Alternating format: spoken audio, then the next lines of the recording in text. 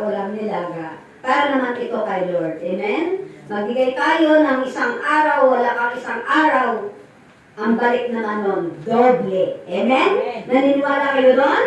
Amen? Palakpakan po natin ang ating buhay na Panginoon. God is good. All the time. Now and forever. Praise the Lord. Okay? Handa ka ba kayo makinig? Ayan. Hindi pwedeng hindi kayo magtiyagang makinig. Nakalock yung pinto. Hindi kayo makalabas. Amen? Tatapusin nyo talaga. Kanina pa tayo rito. Kanina pa tayo rito. May ilang oras na. Dumako na po tayo sa talk number 1.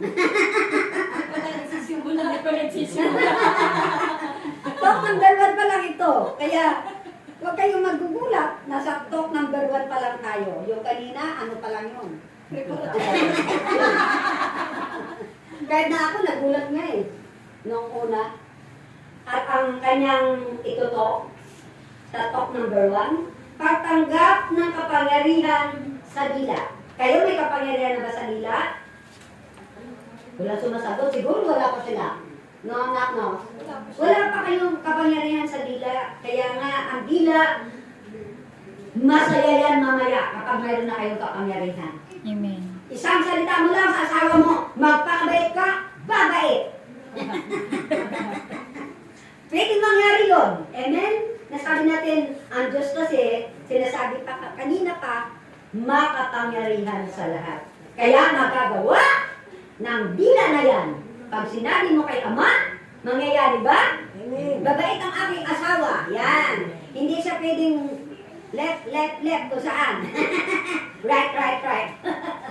Natunay nga po talaga napakabuti ng Diyos. Amen? Kaya nga po kami hindi talaga tumigil sa paglilingkod. Dahil ang reward naman nun. Lahat ng hinihingi ni Sister Mel, lahat answers prayer. Ipinagyayabang ko yan palagi sa aking mga talk dahil nangyari na nga kay Sister Mel. Maraming mga unos na dumating sa buhay ko. Ngunit yung unos na yan, wala na. Nabura. Nawala lahat ng mga problema. Kaya nga, ang problema, bayaan mo mamoroblema. Amen?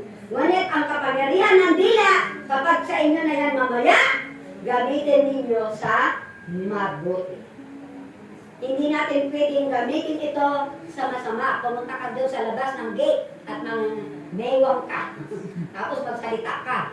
Sabi nga natin, iparating mo sa ating mga kapitbahay na mahal kayo ng Diyos. Diyan na mayroong gagawa ng himala ang Diyos sa kanila.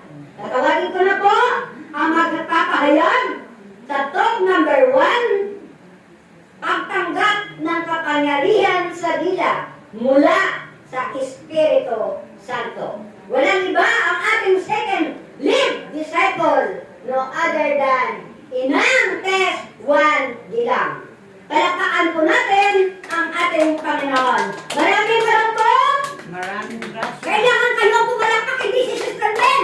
Maraming palakpak. Maraming Baka gracias. nagulat pa kayo, mayroon pa tayo ng merienda.